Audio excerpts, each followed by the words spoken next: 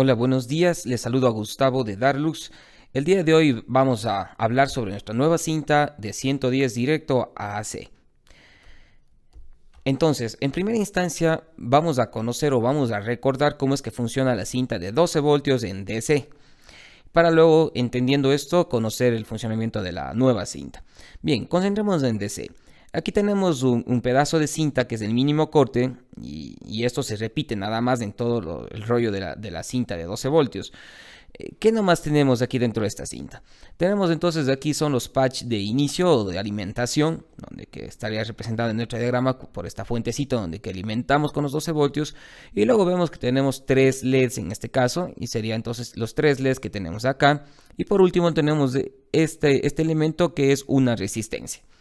Entonces es muy sencillo el funcionamiento. Aquí tenemos los 12 voltios que aplicamos a nuestro circuito y cada LED retiene o cae una tensión que es aproximadamente de 3 voltios. Es decir, que tenemos aquí 3 voltios, 3 y 3, que tenemos en total 9 voltios. Y al final de la resistencia me cae el voltaje restante, que en este caso también sería los 3 voltios, dándome un total de los 12 voltios que alimentamos. De esta manera, entonces, muy sencillo, ya estamos encendiendo con una corriente constante a los 3 LEDs de 3 voltios cada uno, en total 12 voltios.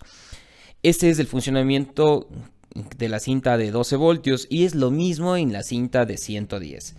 Aquí tenemos un diagrama, nuestra cinta de 110 y un diagrama de la misma cinta, ¿no? Donde que vamos a reconocer algunos los elementos y luego vamos a explicar cómo funciona. Bien, entonces en nuestra cinta tenemos básicamente 3 elementos. El inicio o 4 elementos. El inicio, que son los patches donde nosotros soldamos, que estaría representado por esta fuente, donde que alimentamos con los 110 voltios. Luego tenemos este integrado, que no es más que un puente de Gretz, que lo que hace este integrado es transformar la corriente alterna a corriente continua. Directamente, o sea, tenemos corriente continua, a salida de este punto tenemos corriente continua a 110 voltios. ¿Sí? No transforma nada, solamente le hace continua. Y luego de eso tenemos los LEDs y unas resistencias. Es decir, si nos fijamos en la gráfica anterior, tenemos en un corte, que es el corte mínimo de 10 centímetros en esta cinta, tenemos, si contamos, son 12 LEDs y 3 resistencias. De tal manera que nuestro gráfico ya está representado todo, es decir, los patches de corte, el integrado que hablábamos y los 12 LEDs con 3 resistencias repartidas. Ahora, ¿cómo funciona? Porque aquí yo estoy aplicando 110 voltios directo a todos estos LEDs y esta resistencia. Si antes hablábamos que en cada LED de estos de aquí de DC, antes hablábamos que aquí caía 3 voltios, en 110 voltios, y esta es la gran innovación, el LED ya no es de 3 voltios, sino nuestro LED es de 7.9, podemos redondearle a 8 voltios. Eso es lo que vamos a ver ahora.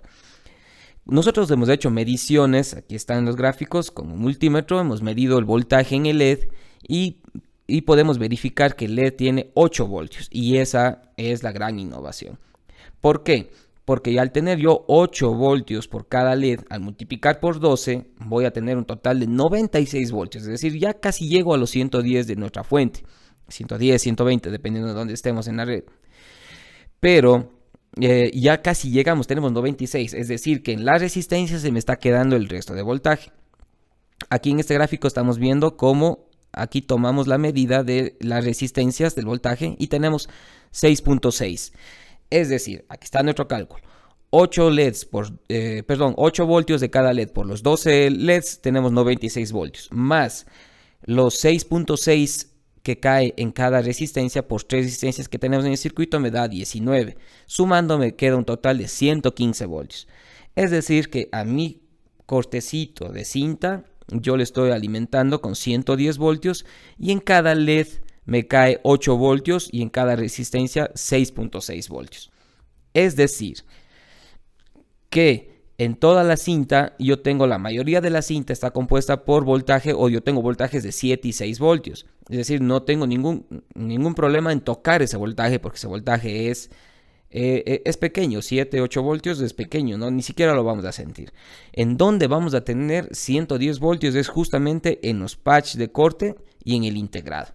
Ventajosamente nuestra cinta viene cubierta con una especie de barniz la cual, o sea, si ustedes de aquí, por ejemplo, lo tocan, van a ver que es un barniz, la cual aísla de manera, digamos que de manera semipermeable a estos puntos donde que hay 110.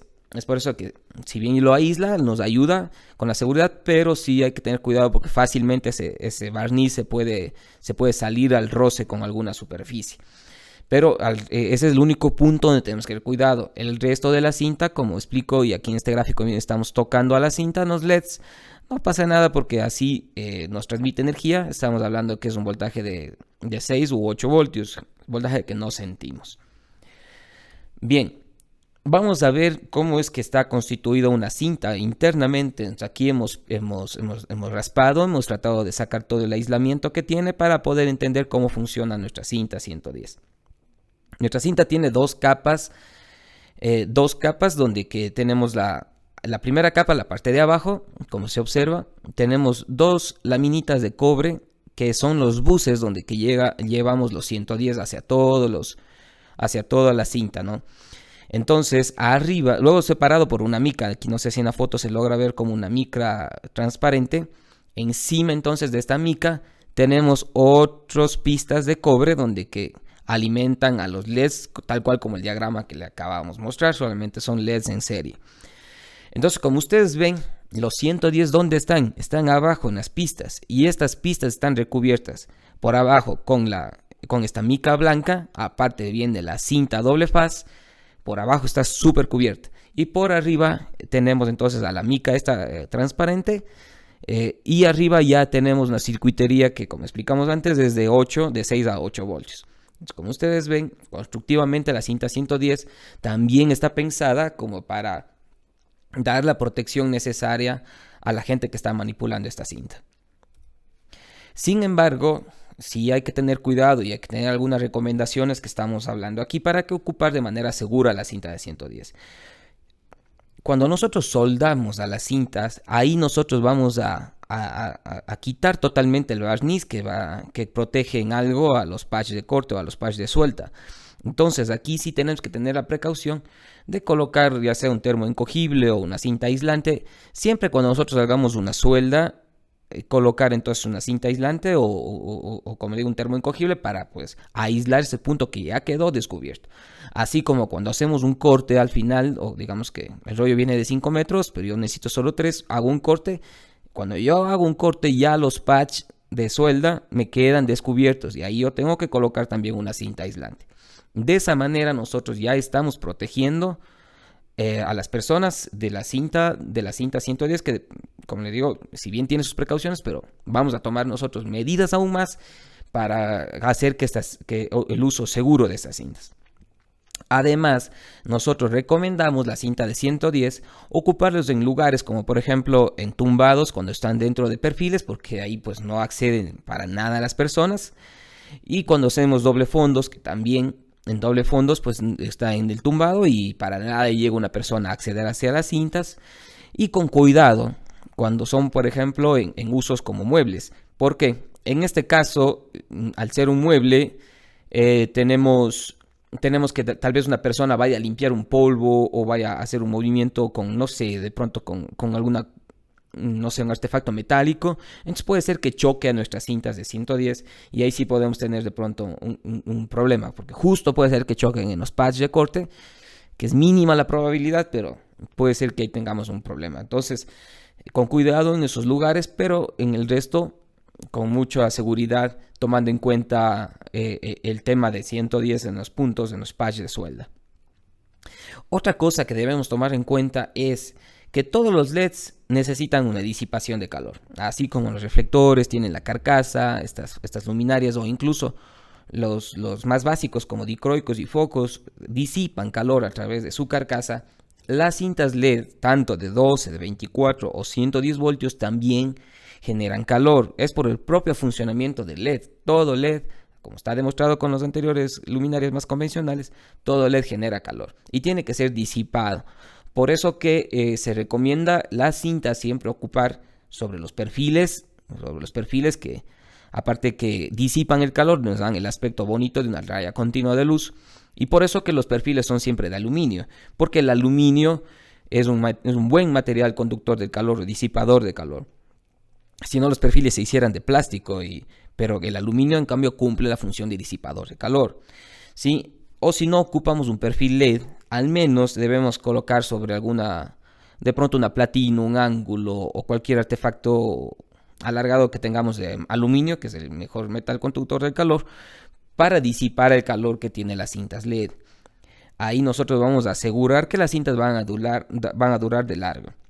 Por ejemplo, aquí estamos viendo una imagen donde que estamos instalando una cinta directo pegada sobre una superficie de madera. ¿Va a funcionar? Sí, va a funcionar. ¿Cuál es el problema aquí? Que la madera no es un buen disipador de calor y la cinta se va a dañar de manera más temprana. Sí va a funcionar, pero ya pues tenemos un menor tiempo de duración de la cinta. Tomando en cuenta entonces estos aspectos, tenemos que el uso es muy seguro y muy eficiente de la cinta 110, ya que esta cinta, pues como sabemos, la mejor característica es que no ocupa un driver, y podemos alimentar varias cintas de manera continua. Simplemente tomando en cuenta estas precauciones, podemos ocupar de manera segura nuestras cintas LED de 110.